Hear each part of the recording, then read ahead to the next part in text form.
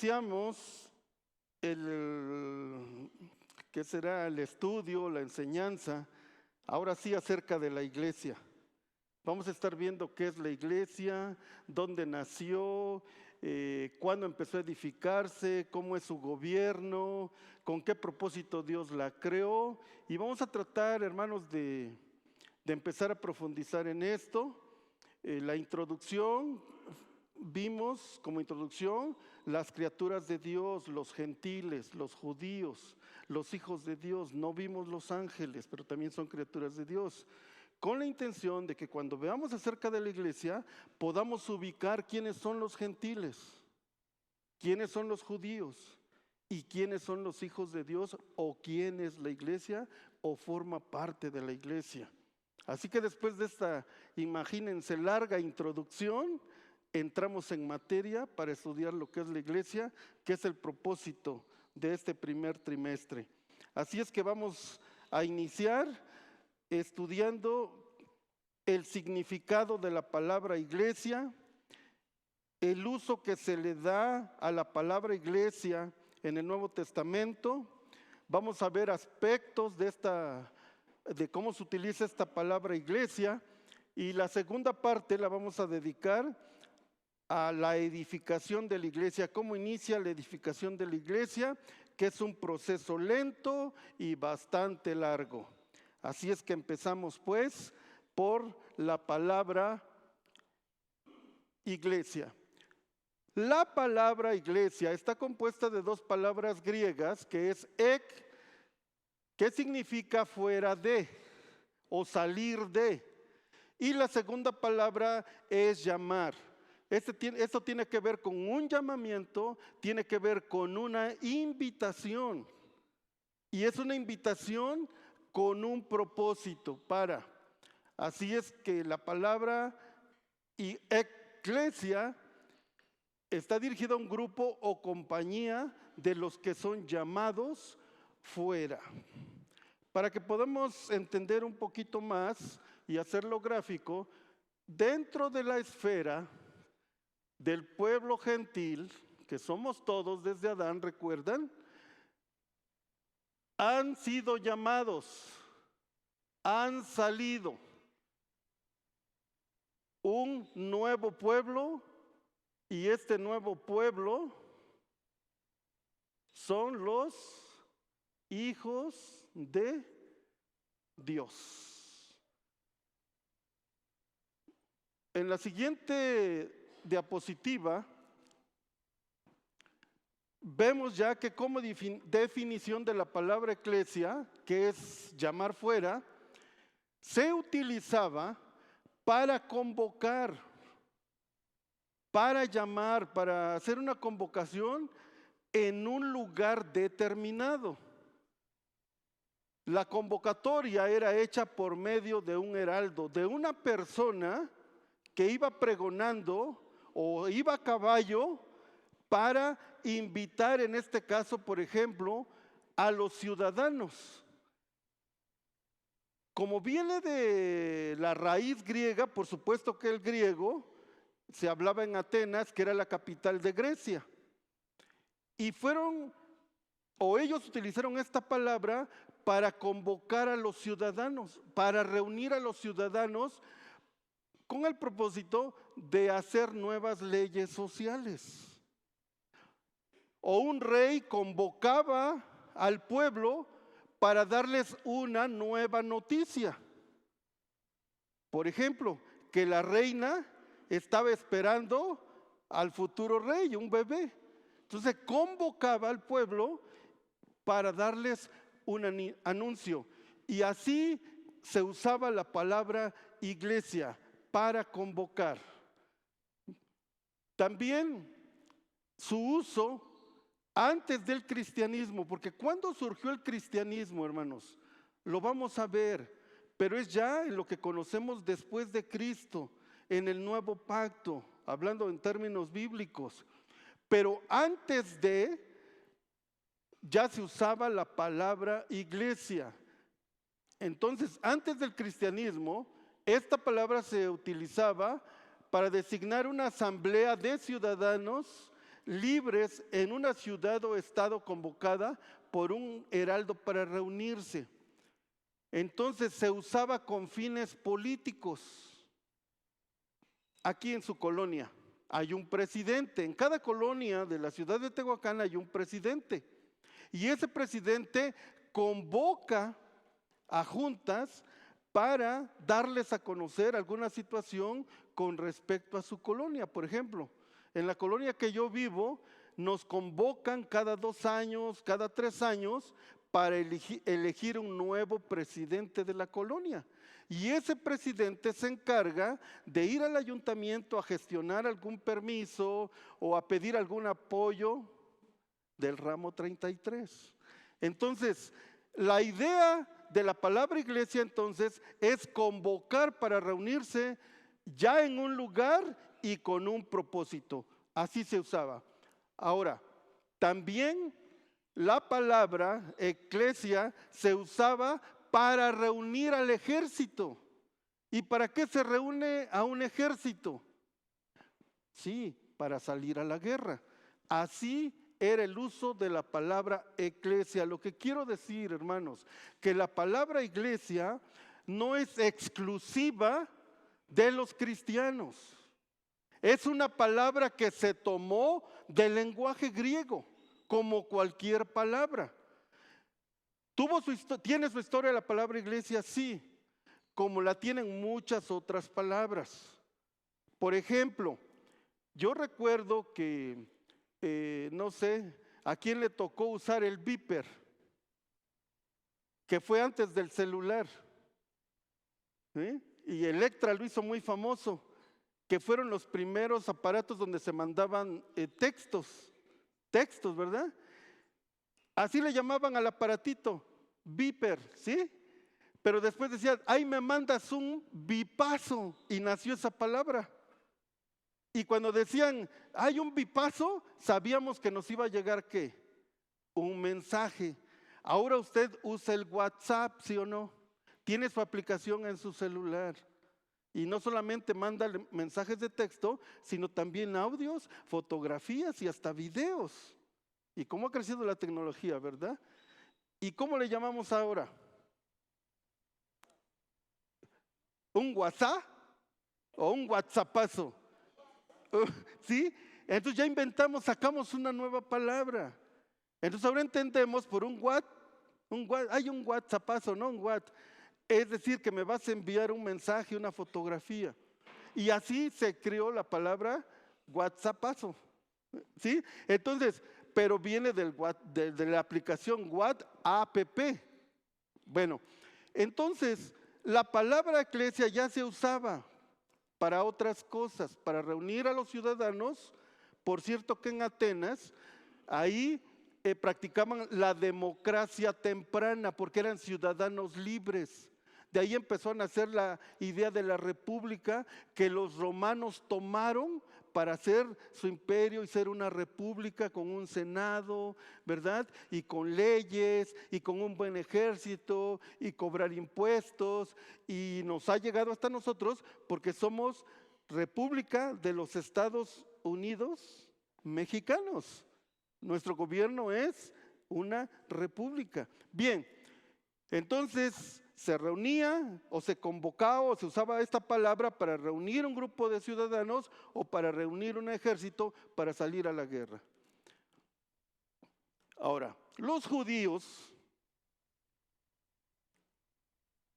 o en la mente judía esta palabra, y ahorita la voy a explicar más ampliamente, por supuesto que cuando se reunían era la asamblea de israelitas convocados para la adoración u otros propósitos. Aquí ya se le empezó a dar un uso, si ustedes quieren, lo voy a mencionar así para que nos entendamos, un uso religioso. Entonces, el uso ya no solamente era político para reunir a los ciudadanos, ya no solamente era militar, sino también el uso ahora empieza a ser ¿qué? Religioso. Y así se usaba la palabra. En Levítico 4:13, si toda la congregación de Israel, ahí es con la idea de que si habían cometido algún pecado, podían reunirse para ofrecer un sacrificio y por supuesto ser cubiertos sus pecados. Esa es la idea. Ahora, voy a mencionar una traducción de la Biblia, o más bien del Antiguo Testamento, porque el Antiguo Testamento se escribió en, ¿qué lenguaje? Hebreo, algunas partes en arameo. El griego fue el Nuevo Testamento. Vamos a hablar ahorita del Antiguo Testamento. ¿Qué es la Septuaginta? Es una traducción de la Biblia del hebreo al griego. Otra vez, la Septuaginta es una traducción del Antiguo Testamento del hebreo al griego. Ahora, vamos a observar algunos pasajes aquí, porque hay quien tiene la idea, o hay quienes han propuesto que la iglesia empezó a ser edificada en Abraham. Otros que en alguno de los evangelios, de los 4 evangelios. Otros que en Hechos capítulo 9, 13 y se fueron creo que hasta otro más adelante. ¿Por qué? Voy a dar este antecedente, hermanos, en cuanto a la Septuaginta. ¿Cómo fue la traducción del hebreo al griego del Antiguo Testamento? Cuando encontraban los 72 eruditos judíos que fueron reunidos por Alejandro el Grande, Alejandro el Magno, que era amante de las artes, y por iniciativa del imperio griego, ¿verdad? Se tradujo el Antiguo Testamento o la Torá al griego.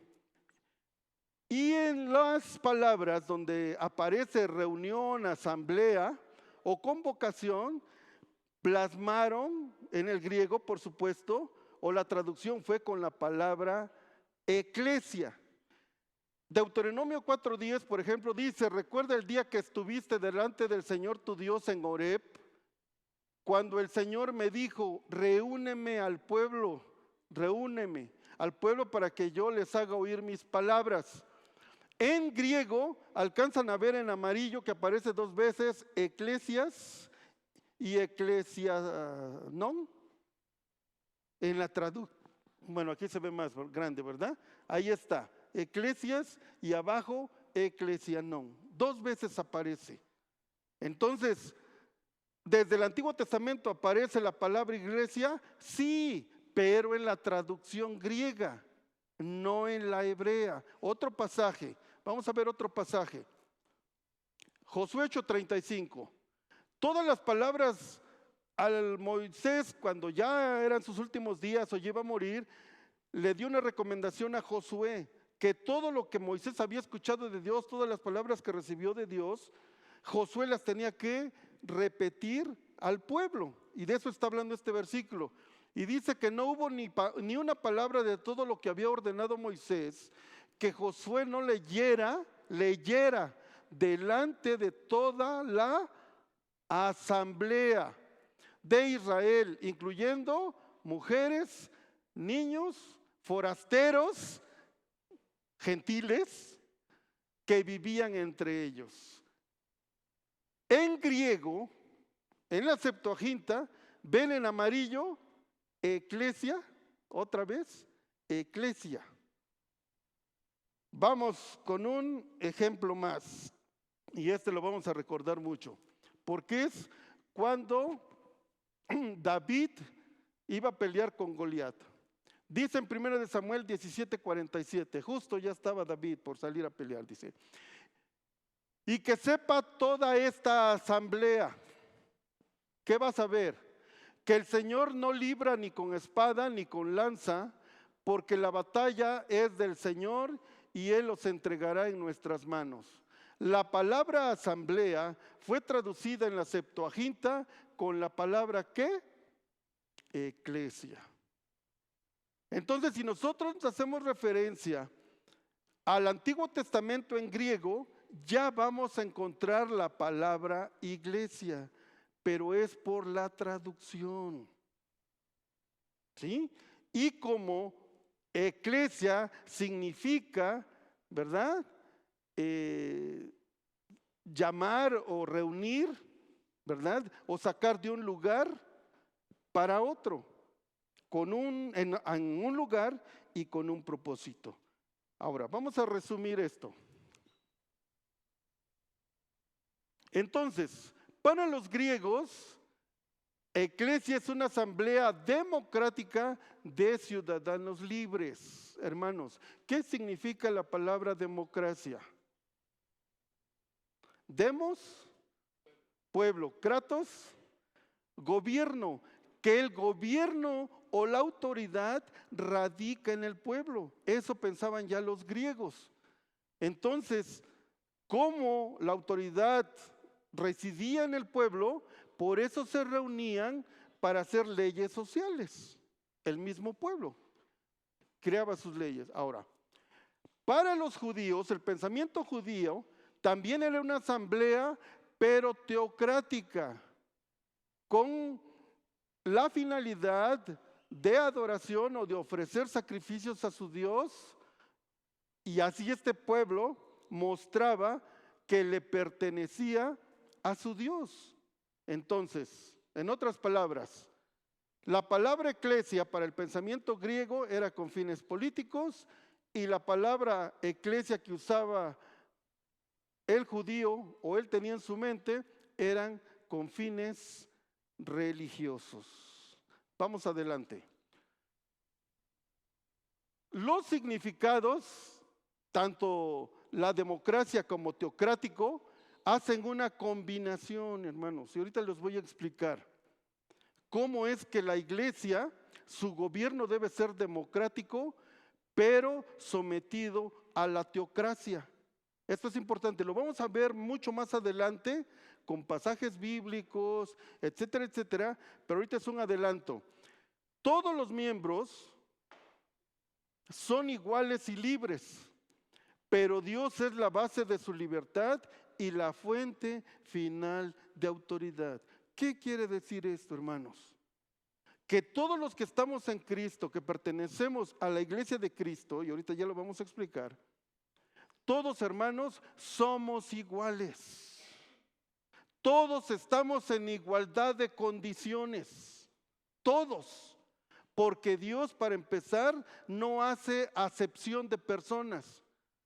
Porque la iglesia Dios la formó tanto de judíos como de gentiles. Y cuando los judíos se dieron cuenta que también los gentiles eran llamados o invitados por Dios para venir a formar parte de su pueblo, ellos se dieron cuenta y dijeron: en verdad entendemos que Dios no hace acepción de personas. No hay mayores ni menores. ¿Sí? En cuanto a valor, si quieren verlo así, porque Cristo murió por cada uno de nosotros. No por unos dio más sangre y por otro menos sangre. No por otros hizo más y por otros hizo menos. Todos, hermanos, todos tenemos el mismo valor. Hombres, mujeres y niños tenemos el mismo valor delante de Dios. ¿Sí?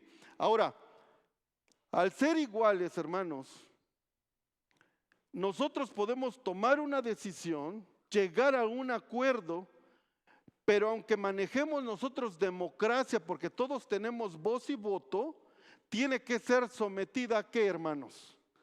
A la voluntad de Dios. Es decir, tenemos que vivir como pueblo de acuerdo a la soberanía, a la autoridad y a la palabra de Dios, aunque practiquemos democracia. Finalmente, la última palabra la tiene ¿quién?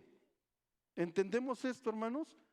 Parece una cosa tan sencilla, pero el no entender esto ha traído tanta confusión a la iglesia. Por eso ustedes conocen iglesias que su gobierno es muy diferente uno del otro. Nosotros, hermanos, en práctica por muchos años desde que se fundó la iglesia, practica la pluralidad. Pluralidad.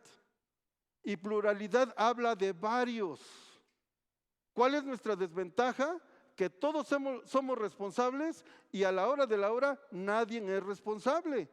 Pero como todo sistema, también tiene sus contras.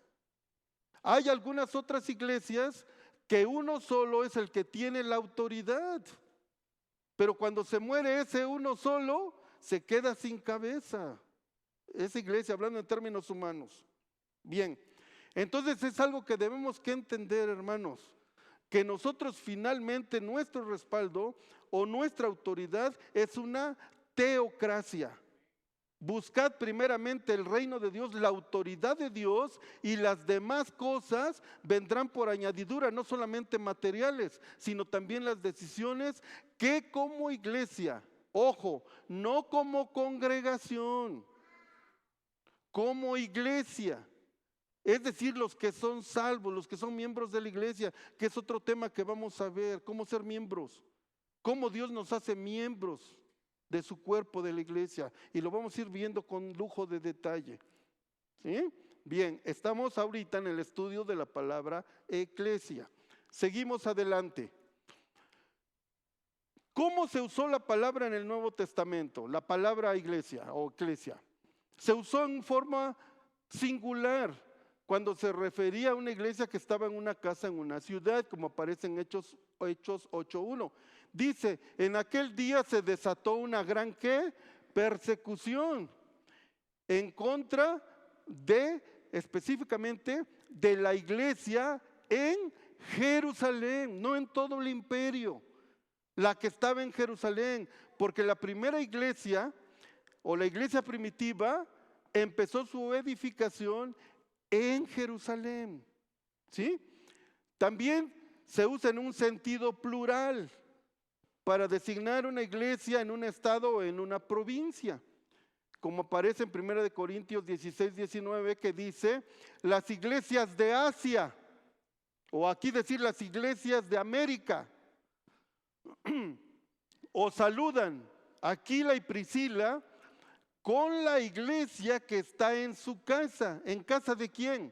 De Aquila y Priscila. ¿Ellos qué? Les mandan saludos.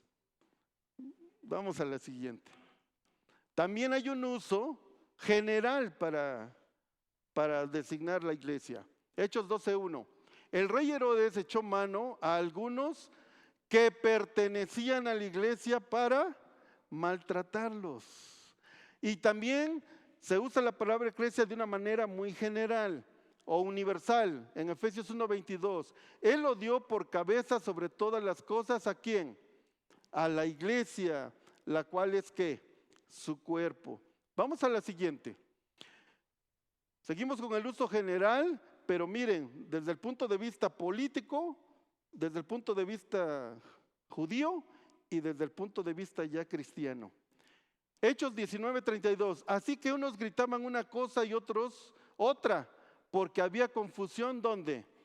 En la asamblea. En el griego aparece la palabra eclesia. ¿Sí? Estos se acuerdan cuando Pablo fue tomado y que lo querían golpear y que, etcétera, etcétera.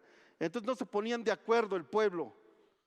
Bien, Hechos 7:38. Este es el que estaba en la congregación en el desierto junto con el ángel. Ahí también aparece la palabra eclesia en el Nuevo Testamento. Y en el sentido cristiano, Mateo 16:18, cuando Jesús dijo que iba a edificar su iglesia, dice, y sobre la declaración que Pedro hizo, sobre esta roca edificaré futuro mi iglesia. Vamos adelante. Permítanme ver los aspectos acerca de la iglesia.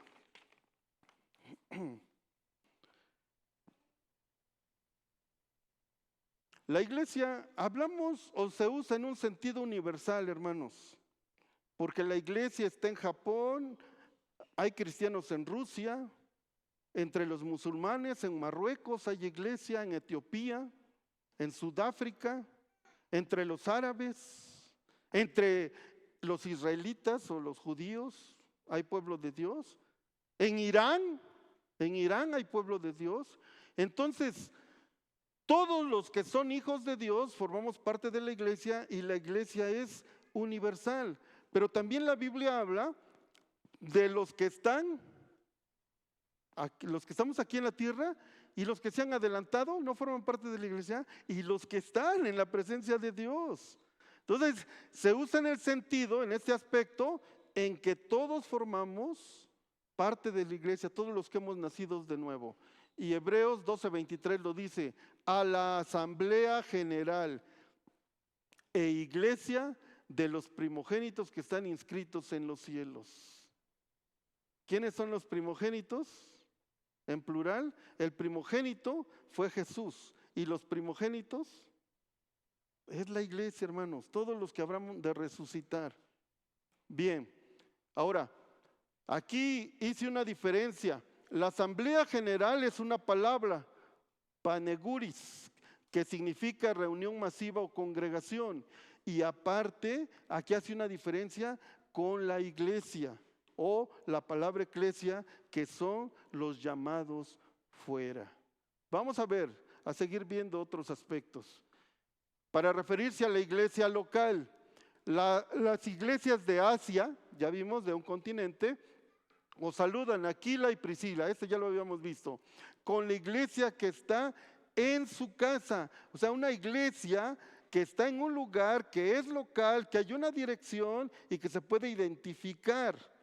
¿Cuál es la diferencia entre la iglesia universal y la iglesia local? Que la iglesia universal no es visible. Algunos les dicen la iglesia mística de Cristo. ¿Por qué? Porque no se ve. No se ve. Sabemos que somos todos los nacidos de nuevo, pero no vemos a los de Japón. No nos reunimos con los de China. No nos reunimos con los de Brasil, ni Argentina, ni Tierra del Fuego, ni Chile, ni Costa Rica, Nicaragua, El Salvador, Panamá, Guatemala, pues. ¿Verdad? Pero la iglesia local es la visible, la que sí pueden ver los ciudadanos, la que sí pueden ver las personas. Romanos 16:1 dice: os recomiendo a nuestra hermana Febe. Fíjense que hay mujeres diaconisas, hermanas, ¿eh? Os recomiendo a nuestra hermana Febe, diaconisa de la iglesia de, ¿dónde? De Cencrea, una iglesia local. La siguiente. También se usa para referirse a la iglesia histórica. ¿Cuál es la iglesia histórica? Si la iglesia empezó a construirse en Hechos capítulo 2 y van 2025, ha sido mucho tiempo. Así que hay historia de la iglesia. Y para referirse a esa iglesia que ha vivido todo este proceso, se dice de la siguiente manera en Hechos 9:31. Entre tanto, la iglesia gozaba de paz por toda Judea, Galilea y Samaria, y era edificada. Ojo con esta palabra, la vamos a usar, porque edificada habla acerca de pasado. Vimos en Mateo 16:18 que Jesús iba a edificar futuro. Aquí ya está hablando de edificar en pasado. O sea, que entre Hechos 2 y Hechos 9, en un momento de eso se empezó a edificar la iglesia. Bien, vamos a la siguiente. Esto es interesante, bastante interesante. Y vámonos con lentitud. Bien, vamos a buscar el pasaje, búsquenlo en su Biblia. Y póngase de pie, vamos a leerlo. Mateo 16, para que también usted pueda rayar su Biblia y pueda ver que está ahí.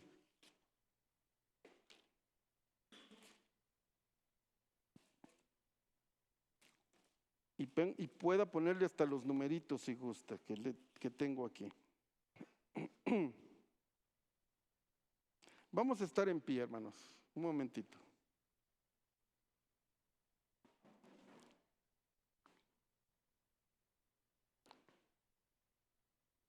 ¿Pueden leerlo conmigo en voz fuerte? ¿Cómo dice? Y yo también te digo que tú eres Pedro, y sobre esta roca edificaré mi iglesia, y las puertas del Hades no prevalecerán contra ella. Pueden sentarse, miren. Vamos a descubrir una cosa aquí, que honestamente yo no la había captado, pero quiero compartírtela esta mañana. Mira, como punto número 1, dice Jesús, tú eres Pedro, y sobre esta roca, Pedro no es la roca. La roca o la firmeza o el descanso de la iglesia es Jesús, porque Él es la roca, según otros pasajes y también el Antiguo Testamento. Pero cuando Pedro entendió que tú eres el Cristo, ojo, tú eres el Mesías, tú eres el Hijo de Dios. Y cuando Él estaba diciendo, tú eres el Hijo de Dios, estaba diciendo, tú eres igual a Dios. Porque viene de su misma genética, de su misma naturaleza. Entonces es algo fuerte que mismo Jesús o que Pedro expresó, tú eres el Mesías, tú eres el prometido por Dios, tú eres el que ibas a venir y tú eres de la misma naturaleza del Padre. Ahora, 2, edificaré, que quiere decir que en el futuro se empezaría la construcción de la iglesia y que anteriormente Cristo sería el constructor de la iglesia. Esto es importante porque Cristo es el que construye la iglesia y que la construcción se empezaría en un futuro. 3. Mi iglesia, dice Jesús. ¿De quién es la iglesia? ¿De quién es la iglesia? De Cristo, hermanos. ¿A quién le pertenece usted? ¿O a la Iglesia Bíblica Misionera Oasis? ¿A quién le pertenece? Eso es importante, hermanos. Es bien importante. Cristo es el propietario de la iglesia. Él tiene las escrituras del notario, notariadas y todo celestial. Y número 4, esto es bien importante, esto es lo que te quiero explicar. Dice, las puertas del Hades no prevalecerán contra ella. ¿Qué significa esto, hermanos? Gráficamente, aquí lo tenemos. ¿Qué quiere decir? Que el infierno, que cada gentil que nace, como viene separado de Dios, está destinado ¿a qué? A la muerte. Entonces, ¿qué quiere decir? Que las puertas del Hades no prevalecerán contra la iglesia. Que las puertas serían ¿qué? Serían abiertas, hermanos. Que las puertas serían abiertas. ¿Para qué? Para que pudieran ser llamados para. Por eso dice que las puertas del Hades no prevalecerán o no serán mayor que la iglesia. ¿Por qué se abrieron las puertas? Porque Cristo pagó con su muerte, porque la paga por el pecado es ¿qué? Muerte. Y Cristo pagó. Y no solo pagó, nos perdonó y se presentó delante del Padre y el sacrificio fue acepto. Entonces las puertas del infierno, hermanos, se han abierto para que muchos que van destinos a la con destino a la muerte eterna puedan venir o puedan ser invitados y puedan ser llamados, porque la puerta fue abierta. Por eso, hermanos, es que Jesús sacará a sus escogidos y esto es una seguridad. Por eso la salvación es segura y es eterna. ¿Me estoy explicando? ¿Me están siguiendo, hermanos? Esto es importante. Cristo abrió las puertas y finalmente en Apocalipsis dice, y lo hemos leído, que se le dieron las llaves ¿de qué? Del Hades y de la muerte, porque absorbida es la muerte. Cristo la absorbió. Por eso dice ¿Dónde está, oh muerte, tu victoria? ¿Dónde el aguijón, que es el pecado? Porque por el pecado vino la muerte.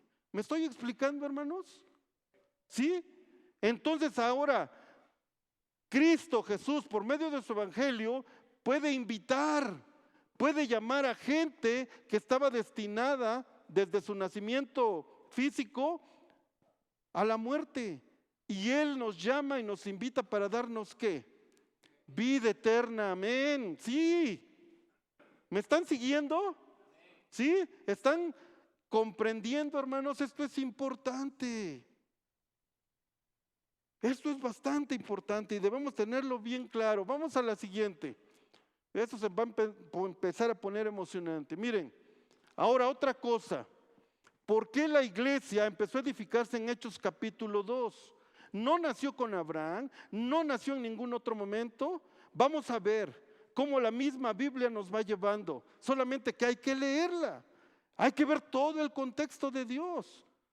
Miren, Mateo 3, versículo 11 dice, yo la verdad os bautizo con agua. Está hablando Juan, para arrepentimiento, pero el que viene detrás de mí es más poderoso que yo, a quien yo no soy digno de quitarle las sandalias. Él, quien Jesús, los va a bautizar con el Espíritu Santo y con fuego. ¿Qué va a hacer Jesús? Bautizar. Vamos al siguiente pasaje.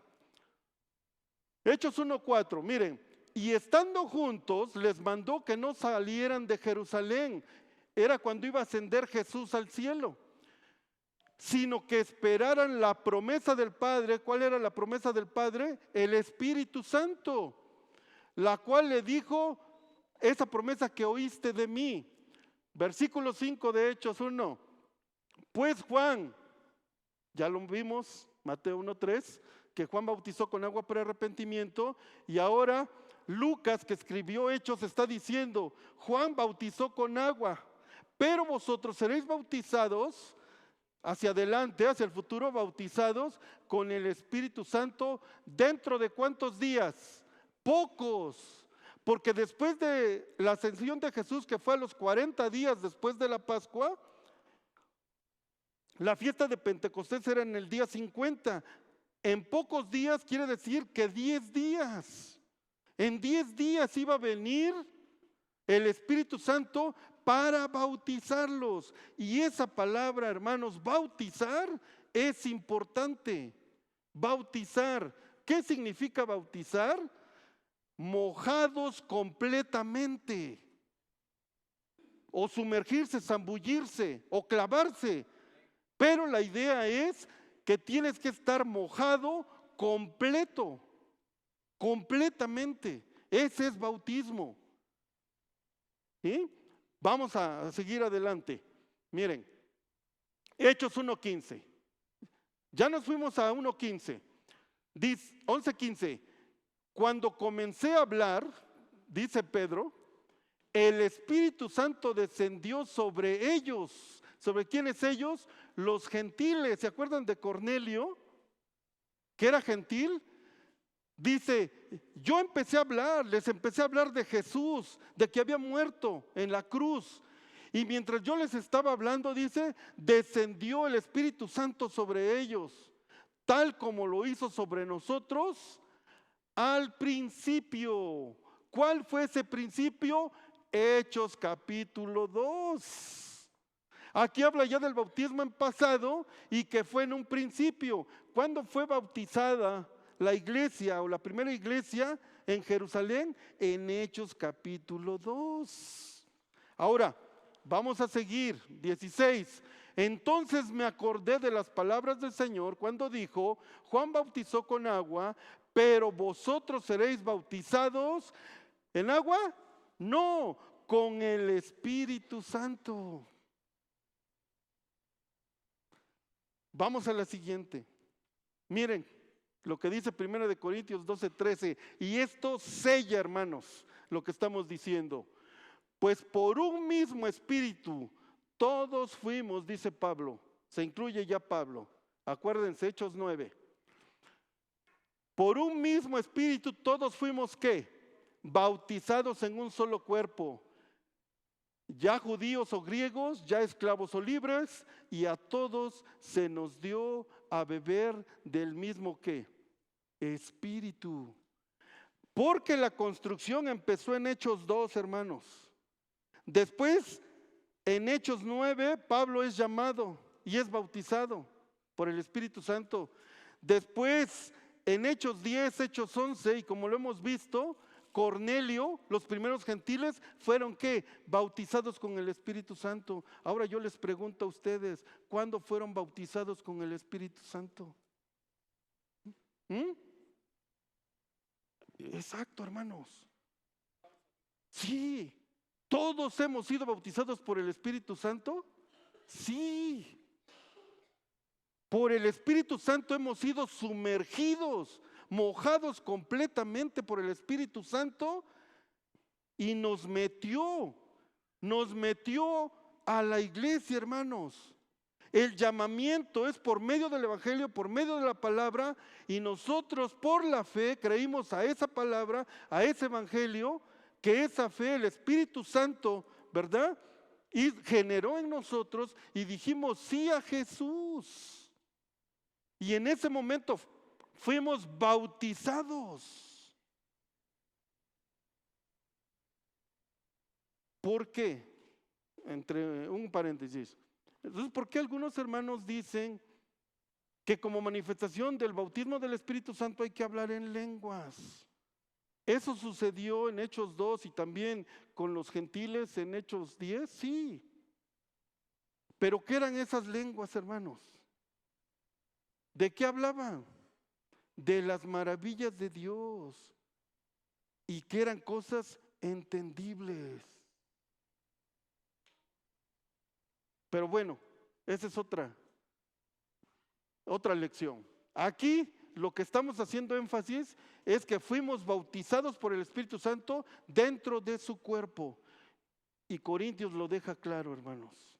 Aquí ya Pablo está diciendo, todos fuimos.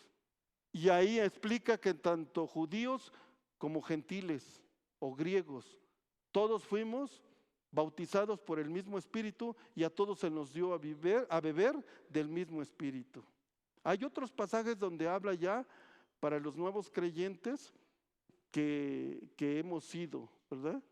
Metidos a la iglesia. Bien, vamos adelante. Entonces, estamos hablando de la edificación de la iglesia, que en realidad lo que estamos mostrando es que en Hechos capítulo 2, con el bautismo del Espíritu Santo, empezó la construcción, hermanos. Y la construcción es un proceso, ¿verdad? Lento y que lleva mucho tiempo. Y hemos dicho, nadie hace o construye su casa en 2 semanas. Nadie. 3 meses quizá, pero ¿cuánta gente y cuánto dinero? Pero ya hemos hablado también de que hay gente que se lleva toda su vida para terminar su casa y al final enfermarse y venderla para poder curarse y nunca llegó la sanidad. También eso sucede. Ahora, recordemos. Entonces, concluimos que la edificación de la iglesia empezó en Hechos 2, pensando en que Hechos 1:5 habla de ser bautizados, Mateo 16:18 habla de edificar en futuro, y luego Hechos 11:15 habla de que hubo un principio, y Hechos 9:31 habla que la iglesia está siendo edificada. ¿Sí? Entonces, eso nos deja ese margen de tiempo. Y por supuesto que entonces concluimos que la construcción de la iglesia, esto es importante, no estoy diciendo el origen, de dónde viene, estoy hablando de que el inicio de la construcción de la iglesia empezó en Hechos capítulo 2. ¿Por qué digo el inicio de la construcción y no el origen? Porque cuando hablamos de origen ha traído mucha confusión. La iglesia tuvo su origen en Dios, hermanos. ¿Quieres saber en qué tiempo? No tiene tiempo porque era la eternidad. Pero sí podemos decir que nació en el plan o en el corazón de Dios. Ese es su origen. Y empezó a construirse en Hechos capítulo 2. Bien, vamos a la siguiente. Entonces, ya tocaron, terminamos con esto. Si tuvo un inicio, la lógica, ¿verdad? Por pura lógica elemental nos dice que va a haber un ¿qué? Un final. ¿Cuándo va a terminar? La edificación. Hablar con la palabra edificación de la iglesia trae mucha luz, hermanos, porque habla de que va a haber un término de la construcción y después la comida, la barbacoa, el mole, las enchiladas, ¿no? Pues para celebrar el término de la construcción. ¿Y cómo va a terminar la construcción de la iglesia? Con las bodas del Cordero. Bien, entonces, ¿cuándo va a ser el final, hermanos? Si ya nace con la venida del Espíritu Santo el proceso de edificación y construcción, ¿cuándo termina? En el rapto. Y a esto se le llama, en Romanos 11:25, la plenitud. Esto significa lleno, completo. ¿Hay un número determinado? Sí, en la voluntad y soberanía de Dios. Dentro de toda la creación de la humanidad, hermanos, hay un grupo determinado que cuando se complete ese número, entonces, hermanos, será el fin de la construcción. Para todos aquellos que según Hechos 13:48 estén ordenados. Ordenados. ¿Saben que Dios es un Dios de orden? ¿Y saben que Dios tiene un plan? ¿Y saben que el proceso de ese plan se lleva a cabo tarde que temprano? Entonces, los que están ordenados para vida eterna habrán de llegar a formar parte o serán bautizados por el Espíritu Santo para formar parte del cuerpo, y cuando llegue el momento ser levantados con un cuerpo glorificado. Y ahí termina, hermanos. Así es que vamos a dejarle aquí la enseñanza de esta mañana y después continuamos. Solamente, bueno, sí quiero decir esto. ¿Qué abrió, hermanos? La puerta. Ya vimos. Porque era necesario que Jesús naciera como hombre en un pesebre. Que creciera, tuviera un ministerio y tuviera que morir en una cruz. Y levantarse de la tumba, resucitar y luego la ascensión, ser recibido en el cielo. Porque eso tiene que ver con el Evangelio, hermanos. Esto era importante, porque es por lo que, o es la base para que el Espíritu Santo, hermanos, pueda bautizarnos o sumergirnos en el cuerpo de Cristo, que es la iglesia. Entonces eso veremos más adelante. Entonces, ¿cobra sentido, hermanos, el nacimiento virginal de Cristo? Que haya vivido y tenido un ministerio, presentarse como el Mesías, como el ungido de Dios, mostrándonos a Dios de una forma directa, muriendo en una cruz, resucitando, hermanos, y ascendiendo al Padre para ser aceptado el sacrificio, cobra mucho sentido, hermanos. Señor, te damos gracias en esta hora por tu palabra, por lo que hemos iniciado hoy.